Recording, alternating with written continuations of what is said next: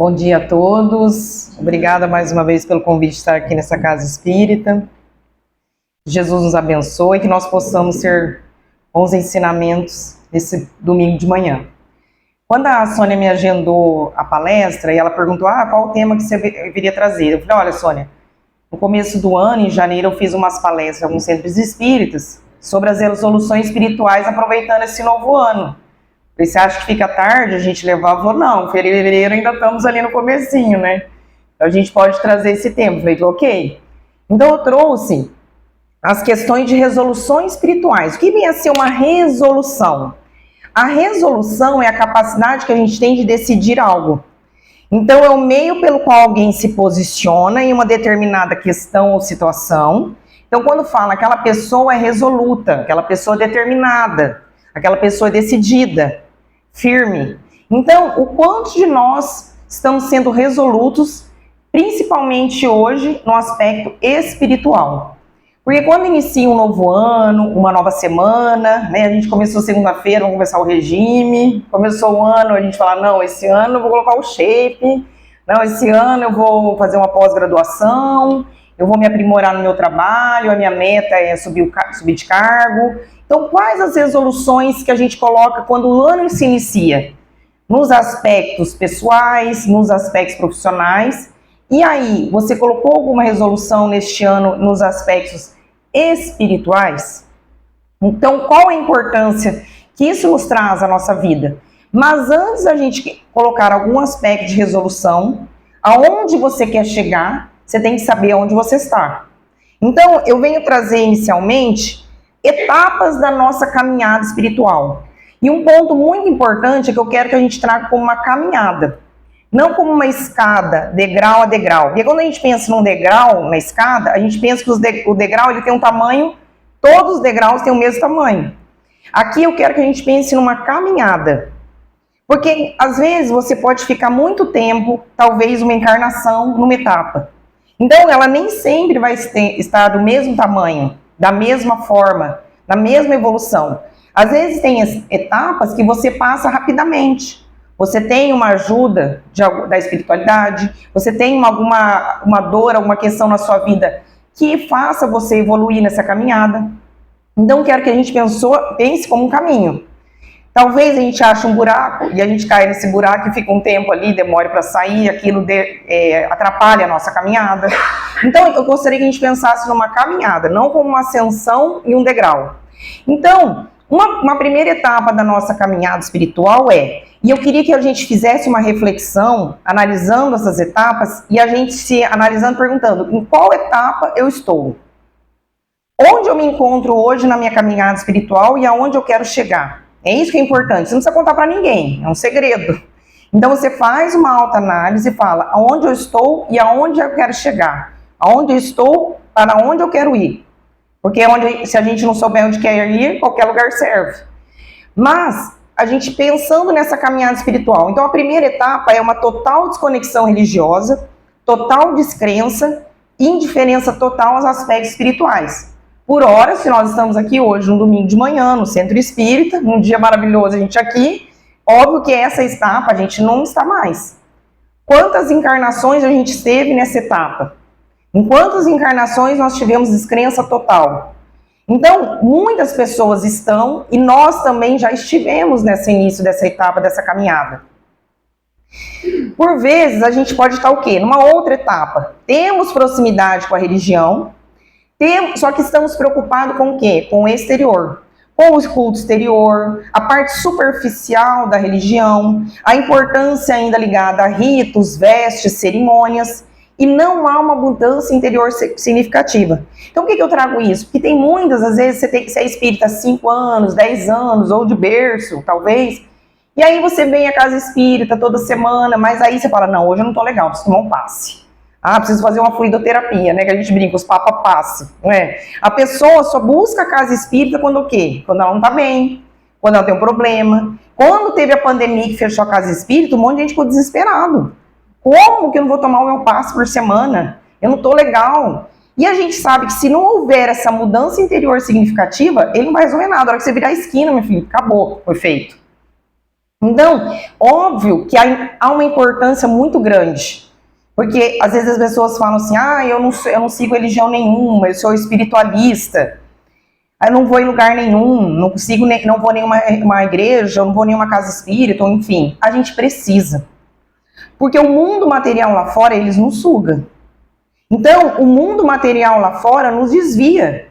Então, se a gente não tiver essa perseverança, essa questão de buscar uma casa espírita, de estar sempre fazendo uma leitura edificante, ouvindo uma palestra, a gente vai se desviando.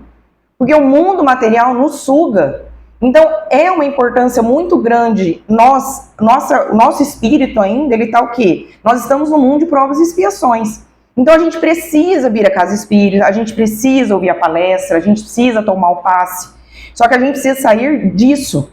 Às vezes a gente passa 5, 10, 15 anos na casa espírita, vindo no mesmo dia e não melhora. Nunca fez um ESD, ou talvez fez um ESD há muito tempo, não se atualizou, nem lembra, não lê nenhuma obra espírita.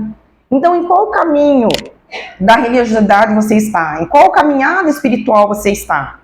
Então, a gente precisa evoluir, a gente precisa galgar a nossa evolução espiritual. E ela também, ela vai iniciar o quê? Da prática. Então, aonde você está? Porque às vezes a gente entra numa casa espírita pensando, o que essa casa espírita tem para me servir? E aí você já se perguntou o que você tem para servir a essa casa espírita? Porque todas as pessoas que estão aqui estão como voluntárias. Então você também pode ser uma delas. Talvez você tenha um pouco mais de vergonha de vir aqui, porque eu sou mais exibida, né? Já gosto de dar uma palestra. Talvez você não, você gosta de auxiliar no passe, você queira trabalhar na evangelização. Então o que você serve a essa casa? Então a gente tem que sair e buscar o quê? Uma evolução. Porque a gente é o quê? Nós somos mimadinhos, nós somos acomodados, a gente quer o conforto. Porque hoje, num dia bonito, talvez você poderia estar dormindo mais, ou fazendo uma outra coisa, e nós estamos aqui hoje. Então a vida exige de nós o quê? Sacrifícios. Só que às vezes a gente fala, não vou buscar um trabalho social à parte, não, vou ter que sair de casa à noite, chego do trabalho cansado. Então a gente busca subterfúgios. Então, qual lugar você está nessa caminhada? E a próxima etapa é, você conhece as verdades espirituais, tem um maior aprofundamento na doutrina, não está tão ligado ao ritualismo, menos culto exterior, mas a uma soberba espiritual.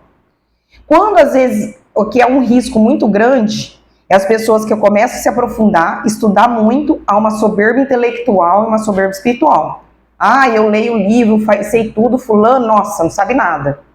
Ou às vezes externa a casa espírita, meu parente, ou meu amigo do trabalho, não acredita em reencarnação.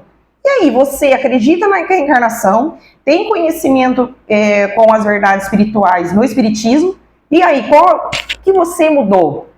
Você realmente mudou a ponto de julgar o outro? Às vezes fala, mas a pessoa está ainda ligada a outras religiões, está ligada à questão do ritual. Às vezes essa etapa da encarnação, ela precisa disso. Então, cada um tem o seu momento. Eu venho à casa espírita, meu marido não vem, ou eu venho, minha esposa não vem, meus filhos. Chega uma fase que o filho a gente não consegue carregar até uma certa idade, cada um vai fazer suas escolhas. Cada um vai ter o livre-arbítrio, que chega uma hora que você vai educando, você vai levando. Chega uma fase da vida do seu filho que se você vai ser um orientador, se ele vier te pedir uma orientação, porque senão ele vai ter suas escolhas. Cada um de nós. Ele não é seu filho, ele é um espírito milenar. Então ele vai ter o seu momento e as suas escolhas. Você planta semente e aí você vai. Então cada um tem a sua fase. E o que é muito perigoso também, a partir do momento, porque o espiritismo, ele não é uma religião para iniciados e uma religião para a população em geral, como ocorre em muitas religiões, que aquela parcela de algumas pessoas da religião que são os iniciados estudam. Por exemplo, se a gente pegar o judaísmo, o próprio judaísmo, que trouxe para nós o Velho Testamento, tem os rabinos, que estudam ali a parte do judaísmo, na parte espiritual, que estudam muitas vezes o lado místico do judaísmo, que são a Cabala ou a Cabalá judaica, que vem com mais profundidade, e aquilo que é entregue à população geral. Então, muitas religiões existem. Aquelas pessoas que têm um profundo conhecimento e aquilo que é entregue aos demais. O espiritismo não tem isso. Tudo que você quiser saber, tudo que você quer estudar, ele está à disposição. Como disse o Marcelo, nós temos uma biblioteca ali, temos uma livraria, temos o site, temos palestras no YouTube, temos tudo. Não há nada que seja proibido e acreditem, há religiões que proíbem o estudo. Eu converso às vezes com meu cunhado, que ele tem outra religião, ele, como você sabe essas questões bíblicas? Eu falo, mas eu estudo. Ele fala, minha religião proíbe o estudo bíblico. Estuda. Então, assim, o espiritismo não traz isso. Pelo contrário, ele traz o autodidatismo. Então, nada impede. Hoje eu tô aqui, hoje eu falei, às vezes a pessoa é mais exibida, mas às vezes tem gente aqui sentado que sabe, tem muito mais conhecimento. Então, o espiritismo não há essa proibição da profundidade na doutrina, muito pelo contrário. A gente tem, só o Chico nos deixou mais de 500 obras espíritas psicografadas. Quantas obras nessa encarnação você já leu só do Chico? Fora os demais. Porque a gente exportou no início do espiritismo as obras da França, certo? Além das outras obras de Kardec, o Pentateuco, que são as 5 obras básicas do espiritismo. Hoje nós exportamos as obras espíritas. Hoje o Brasil é um dos maiores exportadores de obras espíritas do mundo. Então, antes a gente trazia de fora, hoje a gente envia para fora. E quando nós, brasileiros, tivemos a oportunidade de termos Chico Xavier encarnado no nosso país, Divaldo, Ivone da Amaral Pereira, tantas outras pessoas, e o quanto a gente aproveita disso? E a gente está sempre do mesmo. Então, o convite que eu quero fazer para vocês hoje é para a gente fazer essa reflexão. O que você quer fazer de novo? Porque a gente quer que as coisas mudem na nossa vida, não é? Mas a gente não faz nada para mudar. Então, a gente tem que ter uma maturidade de trazer a autorresponsabilidade para nós. Isso nos traz o espiritismo. Eu não sou espírita de berço, mas quando eu tive contato com o espiritismo, uma das primeiras coisas que ele me deu foi isso. Porque às vezes a gente é vítima, a gente coloca a culpa no outro, só assim porque aconteceu tal coisa na minha infância, é meu pai, é minha mãe, meus irmãos, ou meu marido que eu tive um casamento. A gente joga a culpa no outro. Só que o espiritismo, ele traz o quê? Quando você estuda com profundidade, ele te traz a autorresponsabilidade. Você olha e fala assim, opa, eu não sou vítima. Sou talvez a maior protagonista de tudo isso que eu estou passando. Se o espiritismo te der pelo menos isso, você está indo para o caminho errado. Você não está entendendo direito o que está escrito. Então o espiritismo tem que nos trazer essa autorresponsabilidade também. E aí, pausa na programação. Então a gente viu primeira etapa, segunda etapa e terceira etapa. A questão 982 do Livro dos Espíritos nos traz o quê?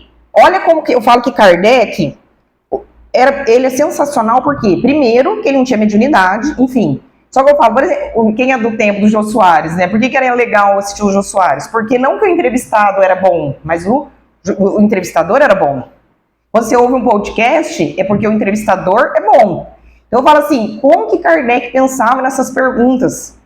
Né? Você imagina assim, você tem um espírito na sua frente agora, né? E aí, através do médium, você vai fazer perguntas. Eu falo, gente, nem sei o que eu vou fazer. E as perguntas inteligentíssimas que ele fazia, reflexivas, as bases filosóficas daquelas perguntas. Então, assim, o que nos trouxe esse embasamento, essa doutrina tão maravilhosa também, foram, lógico, por vezes ele muito inspiradíssimo, mas as perguntas que ele fazia. E ele, como não tinha interesse nenhum na própria doutrina, ele era um pesquisador, ele estava afoito ali. Então, olha a pergunta que ele faz, que na verdade foi um tiro no pé para nós. Ele pergunta, será necessário que a gente professe o espiritismo e creiamos nas manifestações espíritas para termos assegurado a nossa sorte na vida futura? Ou seja, o espiritismo é o que vai nos trazer sorte na vida futura? É somente através do espiritismo que a gente fala muitas vezes a salvação? Só o espiritismo vai trazer a salvação? Olha a pergunta de Kardec. E aí o espírito falando, claro, através do espiritismo. Não. Se assim fosse, seguir-se-ia que estariam deserdados todos que não creem, ou seja, aqueles que não são espíritas estão deserdados, ou que não tiveram ensejo de esclarecer-se, o que seria um absurdo. Só o bem assegura a sorte futura. Ora, o bem é sempre o bem, qualquer que seja o caminho que ele conduza. Então, a gente não tem essa soberba de falar assim, olha, a gente conhece espiritismo, quem não conhece, vixe, não está salvo. Quem não conhece espiritismo não tem a sorte futura. O que os espíritos responderam? Não. O bem é sempre o bem. Igual a gente às vezes fala assim, Jesus é a salvação, né? E aí, se a gente pensa que, se a gente não fosse reencarnacionista, Acreditássemos, então, na imortalidade da alma, mas a questão de uma existência. E aquelas pessoas que vieram à Terra, nasceram e desencarnaram antes de Jesus? Porque Jesus esteve aqui há 2000 anos. O Homo sapiens, ele existe há 200 ou 300 mil anos. E aí? E essas pessoas que vieram antes, não conheceram Jesus, não conheceram nem o monoteísmo, porque o monoteísmo foi trazido 1800 anos antes de Cristo só, relativamente curto, porque o monoteísmo foi trazido por quem? Por Abraão, profeta Abraão. Abraão, Isaac, Jacó, porque a grande maioria, em muitas religiões hoje, são o quê? Politeístas. Então, quem trouxe o monoteísmo na crença do Deus único, se a gente crê no Deus único, foi em decorrência de quem? De Abraão. E aí, 1800, relativamente, o tempo é super curto, de monoteísmo e de cristianismo, pensando no aspecto de... Porque o nosso planeta tem 4,5 bilhões de anos. Jesus nos rege, nos governa 4,5 bilhões de anos. E aí, quem veio antes de Abraão? Que é politeísta, que fazia os rituais, e aí? Não é salvo? E se a gente tivesse nascido na Índia hoje, nessa atual encarnação? 80% da Índia é hinduísta. E aí? Não acredito em Jesus. Não estariam salvos. Não teriam conhecimento do espiritismo. Kardec fala que não. Não, na verdade, o bem é que vai o quê? Assegurar a sorte futura. Então, a gente não pode ter essa soberba de falar, nossa, eu tenho conhecimento espírita, então eu vou ter a sorte futura. Mas, Kardec continua. A crença no espiritismo, o comentário de Kardec é a questão. A crença no espiritismo, ela ajuda o homem a se melhorar, firmando-lhe as ideias sobre certos pontos do futuro. O conhecimento, se você souber aproveitar, entender que realmente está ali a mensagem, ela vai apressar o seu adiantamento dos indivíduos e das massas, porque faculta nos inteiremos do que seremos um dia. É um ponto de apoio, é uma luz que nos guia. O espiritismo, ele ensina o homem a suportar as provas com paciência e resignação, afastando dos atos que possam retardar-lhe a felicidade. Mas ninguém diz que sem o espiritismo não possa ser conseguido. Então, a gente tem um auxílio, só que a gente tem que entender direito. Primeiro, começando, a gente não é uma vítima, a gente é o quê? Protagonista também das nossas escolhas. Então, muitas das dores e sofrimentos têm as causas na atual reencarnação ou encarnações passadas. Porque antes de eu ser espírita, eu tinha muitas perguntas, certo? Principalmente isso. Nós somos condenados ao inferno eterno? Se eu fizer alguma coisa errada, ou se, por exemplo, eu tenho uma filha que se desvia, e aí ela vai ser condenada ao inferno eterno? Eu pensava isso. Então eu tinha um baú que tinha um monte de perguntas. E aí quem me destravou esse baú? A reencarnação. Porque quando você coloca a reencarnação como uma chave para suas perguntas, ela fala, nossa, agora tudo faz sentido. Então, mas a crença na reencarnação não te dá obrigatoriamente a sorte no futuro. Porque não adianta você crer, você saber de cor e salteado. Eu já li 5 vezes o Livro dos Espíritos, tá? E aí, você entendeu? Você está aplicando na prática? E aí, qual a próxima caminhada? Onde nós estamos? Conhecemos as verdades espirituais, transformamos, há uma transformação moral, há uma mudança de comportamento, mas ainda fazemos julgamento alheio e a gente cobra a mudança do outro. Qual etapa nós estamos? Ou a gente sabe, é essa a meta, a gente não tem domínio sobre o comportamento do outro, nós temos governança sobre o comportamento do outro. Eu sou o responsável pela minha existência, sairmos do vitimismo e termos o quê? A autorresponsabilidade. Dificílimo. Mas isso a gente tem que ter como meta. Isso a gente tem que ter como meta para a nossa resolução espiritual. É aqui que a gente quer chegar. Então, quais as etapas? A gente tem a negação, a gente tem a fase da ritualística, da parte exterior, o simples conhecimento espiritual, ou o conhecimento espiritual elevado e julgando a vida alheia, mas chegarmos no eu sou o único responsável pela mudança interior e ninguém poderá fazer por mim.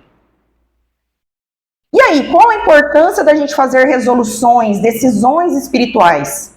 A gente precisa ter um propósito de vida, um sentido na vida. Então, para conectarmos com algo a mais que nós. Porque o mundo material lá fora, ele nos puxa. Então, se a gente não se apegar à questão espiritual, para nós termos o quê? Uma verdadeira mudança interior e no fortalecimento da nossa espiritualidade. Porque quando tá tudo gostosinho, bonzinho na nossa vida, a gente fica de boa. Então por que a gente fala que é o despertador? A dor nos desperta. Porque muitos de nós talvez estariam aqui hoje se a gente não tivesse tido uma dificuldade na nossa vida, uma dor na nossa vida, uma doença na nossa vida, uma questão na nossa vida. Se tudo estivesse muito bom, talvez a gente não estaria aqui. Então, isso que nos vem. Mas, às vezes, o que te trouxe aqui dentro de uma casa espírita? Mas, às vezes, vem uma tempestade na sua vida, se você não construiu essa casa sobre uma rocha fortalecida, você vai desmoronar. Se você não tiver um fortalecimento espiritual e a hora que vira uma tempestade você não tiver fortalecido, você vai desmoronar. Então aproveite o momento para você se fortalecendo. E é um trabalho de conta-gota. É um trabalho que você vai fazendo dia a dia. Você não vai ser um estalar de dedos que você vai falar, não, agora eu estou compreendendo tudo. Você vai galgando isso, é uma caminhada. E a resolução espiritual nos traz para nós o autoconhecimento. Tem que trazer o autoconhecimento. A resolução nos traz o olhar para dentro de si. Não é botar culpa no inimigo, não é botar culpa no obsessor, não é botar culpa nos... É nós. Qual a nossa análise? Porque quando é para analisar o outro, a gente pesa na caneta, né? O que o fulano fez, o ciclano, porque olha o que ele fez para mim. Mas as nossas coisas erradas, a gente passa o pano. Passa por, não, aqui não estava bem aquele dia, não estava legal. A gente faz isso. Então, quando é para analisar o outro, a caneta pesa. Quando é para a gente fazer uma autoanálise, a gente já fica mais bonzinho. Então, por isso que quando a gente fala assim, São Agostinho falava para fazer reflexões todos os dias, né, antes de dormir. Mas será que a gente faz aquela reflexão mesmo? Ou a gente passa um paninho, né, nos nossos atos? E o que eu falo também, eu trago muito nas minhas palestras, a questão do autoconhecimento. Gente, eu acho a nossa vida ela tem que ser multidisciplinar. A gente tem que buscar ajuda em todos os aspectos. Então a gente tem que buscar espiritualidade, só que a gente tem que buscar terapia. Busquemos terapia. Às vezes você fala, eu já fiz terapia, não me dei bem com a psicóloga. Gente, não existe um psicólogo na vida e não existe uma linha só de terapia. Então às vezes você se dá bem com a psicanálise, ou com a terapia comportamental, ou de repente aquele psicólogo que não bateu o jeito. Então busquemos terapia. As pessoas têm muito preconceito disso. Eu não sou psicóloga, porque às vezes eu termino palestra e a pessoa fala, você é psicóloga? Não sou psicóloga. Hoje eu fui dar uma palestra, aí a pessoa, você é psicóloga? Eu tô precisando de uma psicóloga. E não sou, não. Mas a gente tem que buscar terapia. A gente tem que buscar ajuda. Porque senão a gente fica num looping dos nossos pensamentos e a gente não acha uma solução. E o psicólogo, ele não vai te dar o caminho. Ele vai fazer você refletir para você buscar o caminho sozinho. Se você chega no psicólogo e tá te dando a dica de o que fazer, tá errado. Então a gente tem que buscar, eu tenho vergonha, isso é coisa de gente louca. Um monte de gente pensa isso. Nunca, você não precisa contar pra ninguém. Você não quer, às vezes, nem contar pra esposa, você não conta, você passa um tempo, olha esposa, eu busquei uma... Porque as pessoas têm vergonha, as pessoas têm preconceito, as pessoas mais velhas às vezes pensam isso. Mas às vezes a gente tem pensamentos que, eu vou tomar um café com uma amiga, eu preciso desabafar. Lógico, é importante a gente conversar com um amigo, ou ter um mentor espiritual dentro de uma casa espírita que você possa contar, uma conversa fraterna. Só que muitas vezes as pessoas, não falando dentro da casa espírita, você vai tomar um café com um amigo, alguma coisa, a pessoa ela vai trazer as impressões pessoais dela. Um exemplo, olha, eu quero adotar uma criança. Se eu conversar com uma amiga que teve uma situação traumática de adoção, sabe que a pessoa vai falar, que maravilhoso. Ela fala, pelo amor de Deus, você é doida. Não é assim? As pessoas trazem as impressões dela. Se foi uma outra pessoa que teve uma experiência boa, fala, que maravilhoso, isso mesmo. Você entende? Então a gente tem que buscar uma ajuda profissional. Então a espiritualidade, ela vai te ajudar. Uma coisa que eu acho depressão é falta de Deus. Tem que buscar Deus e tem que buscar terapia. Às vezes a medicação também, porque é uma questão orgânica. Não é uma questão, entendeu? Às vezes a pessoa tem uma questão orgânica, cerebral. Então, para com essas coisas não busquem ajuda, busquem um autoconhecimento. É muito caro, tem terapias mais baratas, às vezes a gente gasta com futilidades e deixa, às vezes a mulher principalmente cuida da parte estética, e aí às vezes não cuida da parte mental, que é importante. E isso vai reverberar na sua família, isso vai reverberar na sua vida, no seu casamento, no seu trabalho, com os seus filhos. Então, é importante a gente buscar ajuda. E a resolução espiritual nos traz essa transformação pessoal. Então, há um processo de crescimento, de evolução, deixando para trás padrões de pensamento e comportamento. Então, coisas que antes eu pensava, a minha maneira de agir, nossa, agora, olha, se fosse antes, se eu soubesse disso antes, mais jovem, se eu tivesse conhecimento disso, eu não teria feito diferente.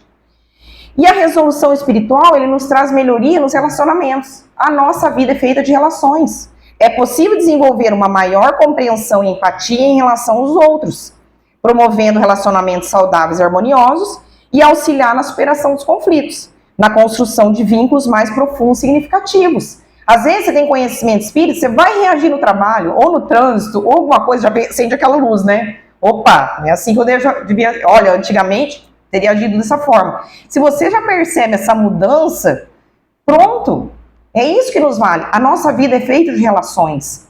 Quando a gente lê o livro Paulo e Estevão, Saulo de Tarso, que era da cidade de Tarso, era adepto ao judaísmo, seguia as leis mosaicas, perseguidor, matava, torturava os cristãos, estava indo em Damasco para ir perseguir um cristão e matar. Ele vê quem ali, em espírito, que já havia desencarnado? Jesus.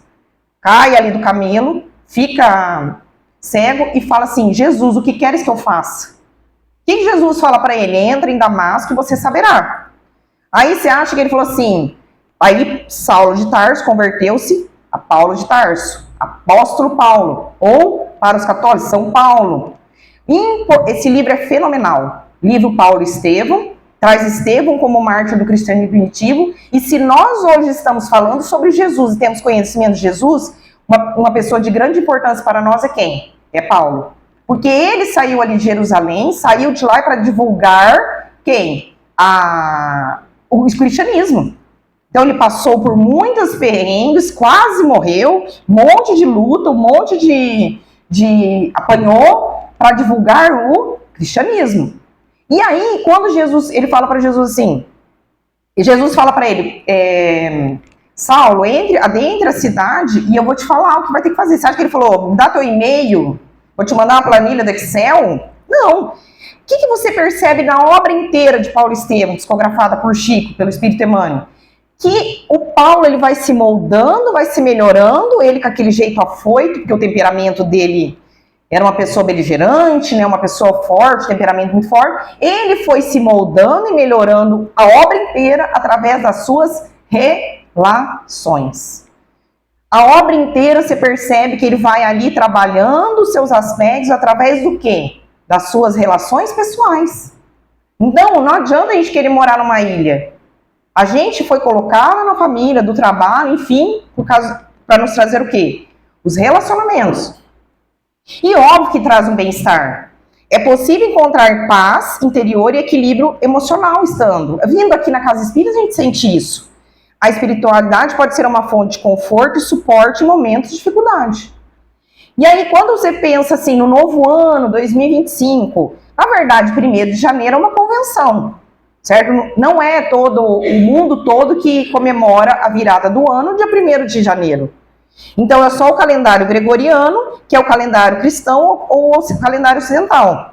Por exemplo, o ano novo chinês foi de 29 de janeiro. O ano novo para os judeus é quando? Em setembro. Então, o que é o ano novo? O que é o 1º de janeiro? É uma questão social, é uma convenção. Não é todo o calendário que vira o ano no dia 1º. Mas a gente sabe que tem um aspecto psicológico. De virada de semana, de virada de ano, certo? A Kate Milkman, no livro Como Mudar, ela fala, sempre que você tem um momento que parece ser um marco divisório no tempo, a mente cria essa sensação de que algo novo começou. Então você está virando a página, surge uma folha em branco, é um novo começo. E aí, quais as resoluções que você fez para esse ano? O que você quer alcançar? Então, olha como que Kardec faz as perguntas corretas. Ele fala assim, Kardec pergunta para os espíritos na questão 922. A felicidade na Terra, ela é relativa. O que é felicidade para mim é diferente para Marcelo, por exemplo. Então, a felicidade para cada um, ela é diferente, ela é relativa. Mas o que basta para a felicidade de um, ou seja, às vezes constitui desgraça do outro? Olha a pergunta de Kardec. Haverá, contudo, alguma soma de felicidade que é comum a todos. O que os espíritos respondem? Com relação, ele separa vida material e vida moral. Na vida moral, a posse do necessário. Na vida material, a posse do necessário. Na vida moral, duas coisas, consciência tranquila e fé no futuro. Essa, então, para nós, é a receita da felicidade trazida pelos espíritos. Facílimo, né, de cumprir? Então, vamos chegar em casa, vamos fazer a receita. Vida material, o que ele traz? Posse do necessário. E a vida moral? Consciência tranquila e fé no futuro. E se esses ingredientes forem as nossas resoluções espirituais? Então, o que vem a ser a posse do necessário? É estar atento ao que é importante. Então, muitas das vezes, a gente está enlouquecidamente em busca das questões materiais, que o mundo nos pede isso. Trocar o carro, pegar o melhor e fazer, mudar uma casa. A gente, não que isso seja ruim, não que isso seja errado. Porque a gente não pode ser hipócrita de falar que dinheiro não importa. Importa a partir do momento que você tiver uma doença na família, a pessoa passando uma dificuldade, se tiver um pai, uma mãe ali, a gente sabe que o dinheiro vai auxiliar em muitas questões na vida. Muitas questões financeiras, o casamento às vezes acaba criando muitas dificuldades por conta de questões financeiras. A gente não pode ser hipócrita de falar que não. Mas a gente precisa ter consciência o quê? Desperta.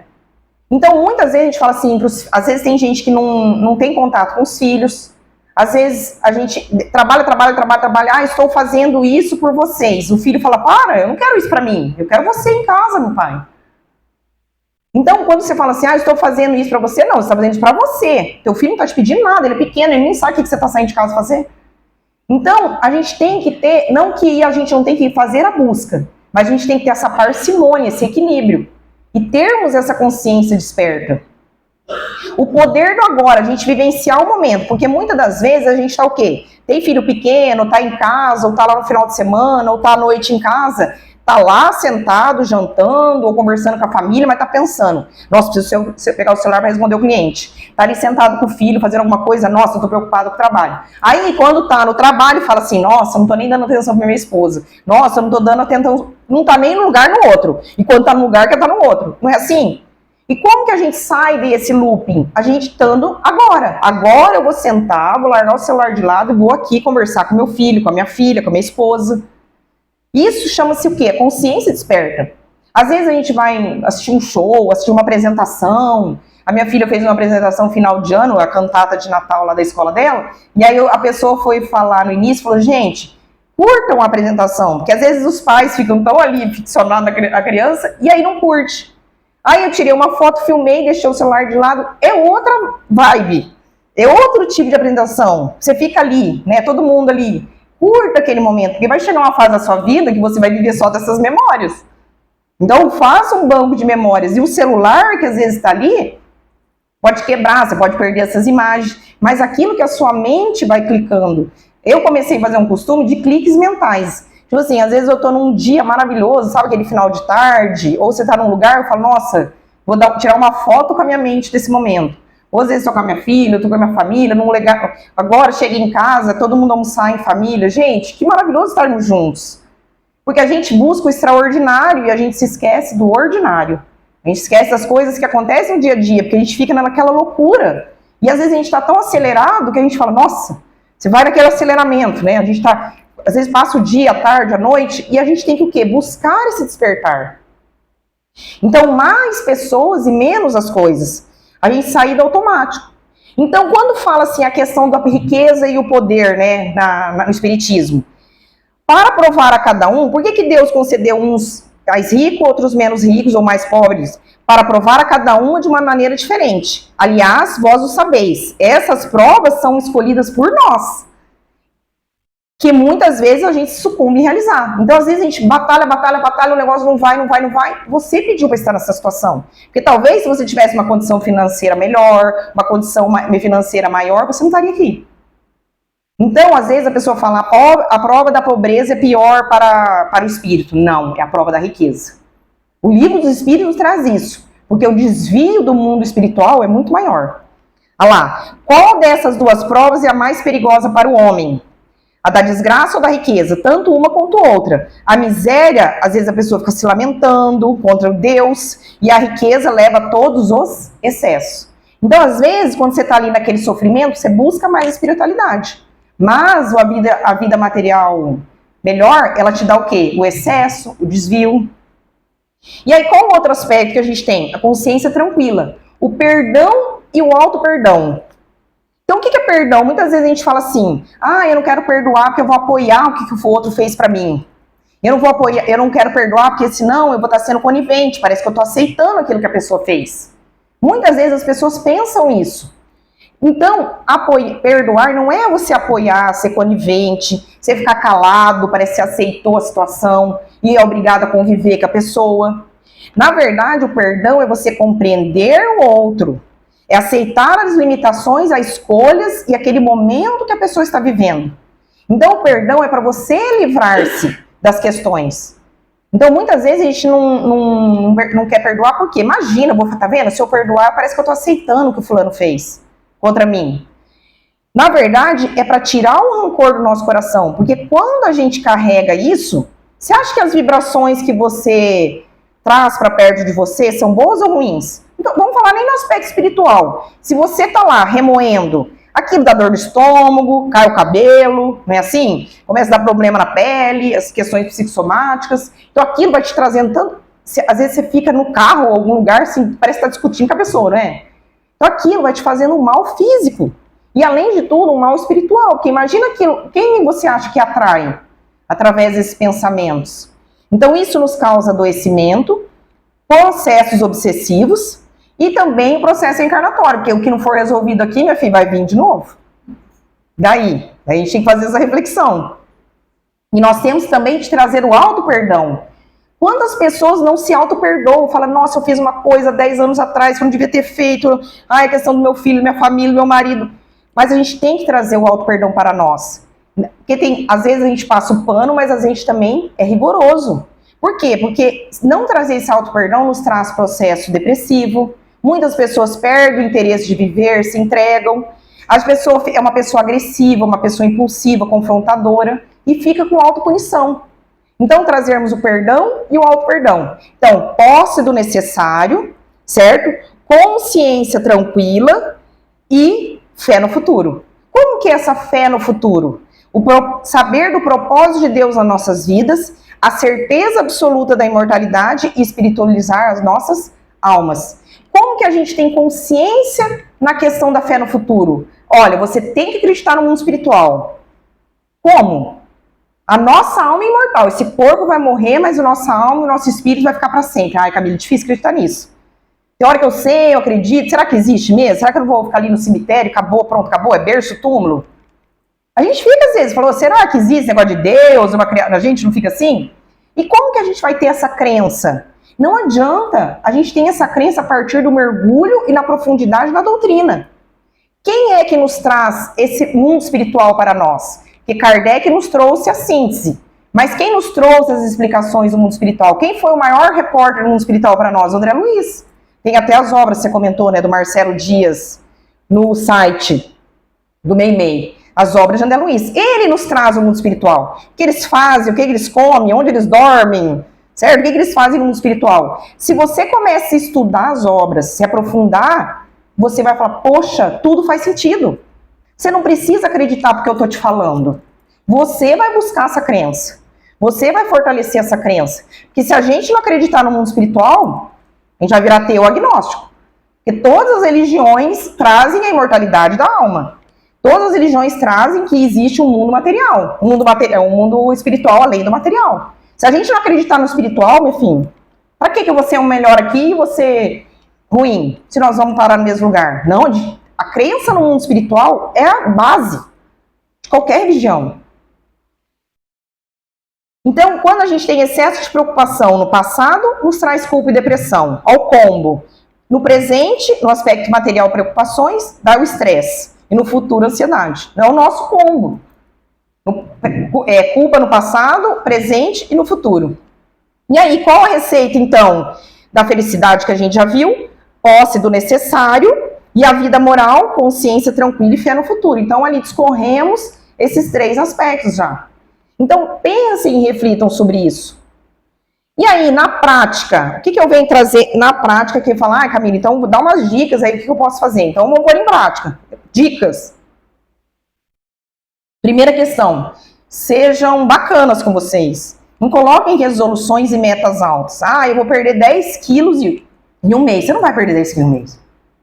Então vamos lá, 500 gramas por semana. Beleza, tá uma meta alcançável. Ah, eu vou cortar tudo, final de semana. Não adianta, você não vai aguentar uma semana. Então a gente não pode ser radical. Vai lá, não consigo, não, vou trocar coca normal por coca zero, vou tirar o açúcar do café e vou beber mais água, ponto, vou fazer isso.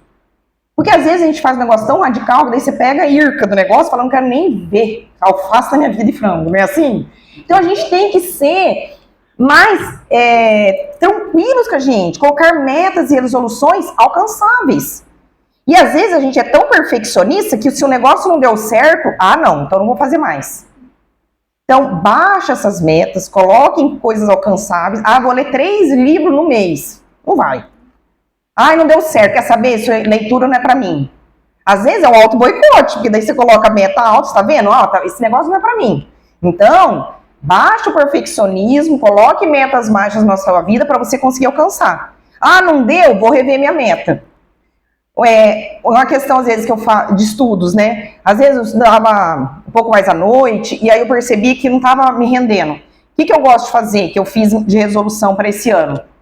Acordar pelo menos umas 3 vezes por semana, uma hora mais cedo, que a casa tá lá toda dormindo, o silêncio, o cérebro tá ali, faz um café e vou estudar, vou fazer uma leitura, vou fazer um estudo.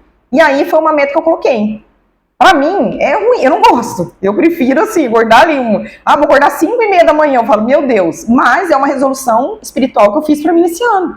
Porque às vezes o horário que eu ia estudar ali um pouco mais tarde não tava me rendendo. E aí eu falei, não. E parece que teu dia, meu Deus, é outro. Parece que teu dia rende, sabe? Você começa ali com uma leitura edificante.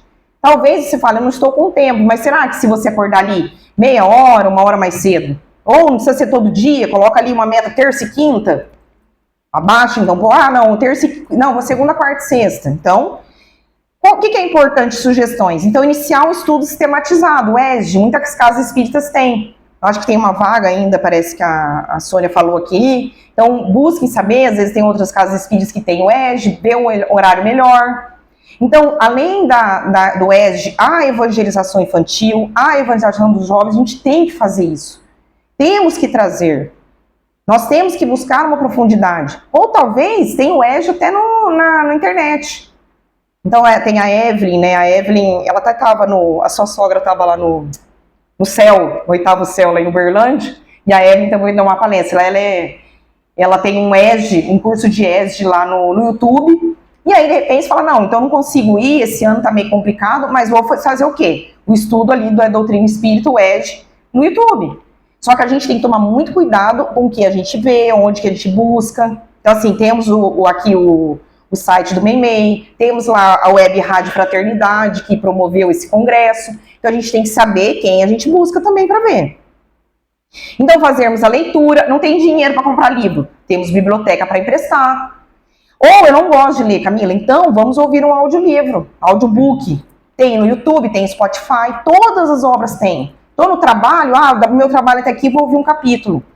Uma sugestão que eu falo, lembra que eu falei, a crença no mundo espiritual, a gente tem que ter. E uma sugestão é a coleção André Luiz. Ela é sequencial, muita gente não sabe disso. Chega na livraria e compra as obras dispersas. Então vai lá, começa com o Nosso Lar, bem conhecido, que tem o filme. Daí tem os Mensageiros, que é o Nosso Lar 2, que também tem o filme. Depois tem Missionários da Luz, Obreiros da Vida Eterna, No Mundo Maior. São 13 obras que têm uma sequência. Importantíssimo estudo. Coloca essa meta para você. Eu vou ler um livro a cada 2 meses. Ou não gosto muito, vou ler 2 a cada 6. Mas olha, quando você chegar no final do ano, 2 obras você já leu. Você está com 40, não leu nenhuma até agora. Entendeu? Então, quando você chegar no final do ano, você olhar e falar, olha, consegui colocar uma meta. 2 livros no ano, talvez. Então, importante a gente saber que tem essa sequência e é uma sugestão para a gente ter essa crença nesse mundo espiritual. E aí uma frequência mais assídua à casa espírita, primordialmente as crianças, os adolescentes e os jovens. Uma questão importantíssima, iniciar o evangelho no lar. Não tem como eu explicar aqui como é feito, como fazer o evangelho no lar. Simples. Escolhe um dia da semana fixo, um horário fixo, reúne a família, meu marido não gosta, enfim, Comece. Lá em casa, meu marido é de outra religião. A gente faz um estudo ecumênico. Porque eu li os evangelhos segundo o Espiritismo e tal, eu vi que ele não estava muito interessado. Hoje eu coloco para ele, olha, hoje a gente vai estudar Mateus 10.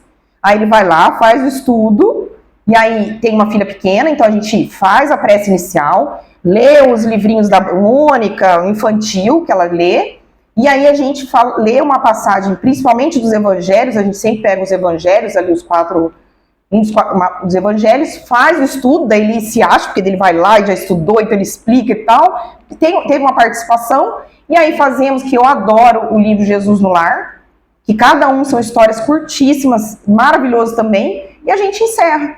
Ah, minha família, não precisa, faz um estudo ecumênico, mas faz o evangelho no lar na sua casa. Então é importante. Iniciar uma leitura diária edificante. O que você assiste e ouve no seu dia? Quem são as pessoas que você segue na rede social? Quais os grupos? Gente, grupo de prédio. Tem uma coisa que mais puxa obsessor e pluga é grupo de prédio. Grupo de política da família. Para! Replicar videozinho de política não vai ajudar a melhorar nada, gente. Sinto muito. Começa a melhorar aqui dentro de casa. Porque às vezes a minha amiga, a prima do meu marido, falou assim: nossa, Camila, no começo do ano minha mãe foi para São Paulo lá. Menina, ela passava 3 horas no quarto, ficando só replicando, falando de coisa de política, e os netinhos lá, vó, vem brincar. E ela, não, tô aqui. Gente, imagina a vibração mental que você fica. Pra quê? E às vezes tem gente que você segue na rede social que não tem nada a ver com a sua vida. Aí você fala, nossa, olha fulano, olha o marido que ela tem, olha onde que ela viaja o dia inteiro, olha aqueles perrengue. Gente, baixa, entendeu? Segue pessoas que você... O que aquilo te acrescenta? Às vezes eu faço isso, que a gente começa a seguir, faz hoje, à tarde. O que essa pessoa está trazendo, acrescentando na minha vida? Gente, porque a gente fica 2, 3 horas no celular e a gente não aproveita nada. E é um infinito de coisa que a gente pode usar, de coisa boa. E a gente não aproveita essa tecnologia, principalmente pós-pandemia. A gente não gravava as palestras. Acabou a pandemia, continuamos gravando, olha que maravilha. Quantos palestrantes, por exemplo, eu sou apaixonada no Jorge Lahar. O Jorge Lahar, eu falo, meu Deus, quantos cursos maravilhosos que ele dá, e palestras que jamais a gente poderia ter contato se não fosse, e a gente não aproveita. Porque a internet, olha, é uma faca de 2 gumes. Ou você usa para coisa boa, ou você usa para coisa ruim. Então, o que você está usando? Né? Qual é a vibração mental do seu dia? Presta mais atenção na sua casa. Não tenha política de estimação. Larga um pouco as coisas de lado. Começa a melhoria, ela não é você ficar replicando fake news e videozinho. A melhoria não é lá, é aqui dentro. Começa aqui, ó, no núcleo familiar. No núcleo, o que você faz pela sua igreja? E aí, o que você faz pela sua casa? O que você faz ali na sua empresa, no seu trabalho, para melhorar? É esse melhora. Não é de lá para cá, é daqui. Ah, não tenho dinheiro para comprar as obras básicas, não tem problema. Tem um aplicativo que chama Kardecpedia. Ele é gratuito, ele tem as obras espíritas, as revistas espíritas. Você consegue fazer pesquisa pela palavra, gratuito, e ele é muito bom. Sugestões para ouvir. O Jorge Lahar, que causa vício, tá, gente? Depois vocês não briguem comigo. O Divaldo, a Maíse Braga, Raul Teixeira, Juscelmo, Haroldo, um monte de palestrante maravilhoso. Então, se propõe a ouvir 2 palestras na semana ou uma por dia, baixa um pouco a expectativa, mas coloque metas. Participar de um trabalho social. Lar dos vovós e vovozinhas, tem aqui quarta-feira, as gestantes, 1h30, 13h30, as quarta-feiras, os gestantes. Tem o Centro Espírita Alta de Souza, a Igrejinha de Jesus, que é lá no bairro São Jorge, no assentamento. É uma questão de bastante dificuldade. Ah, eu vou todo sábado, não vai. Coloca um sábado no mês. Daí, olha, eu acho que eu consigo mais. Então, busca um trabalho social. E, se não deu certo, rever suas metas. Ah, não, olha, tá muito, vou fazer, eu consegui mais. Se não deu certo, volta. Igual o regime, né? Deu uma escorregada? Volta. Abusei no almoço, na janta, eu vou dar uma segurada. E assim. Então é importante a gente fazer novas resoluções espirituais para que isso nos melhore, nos ajude, nos faça evoluir espiritualmente. Então comecemos de nós, na nossa casa, no nosso trabalho, para que isso reverbere na nossa comunidade, na nossa cidade e no nosso planeta. Obrigada pela oportunidade. Que Jesus abençoe cada um de vocês.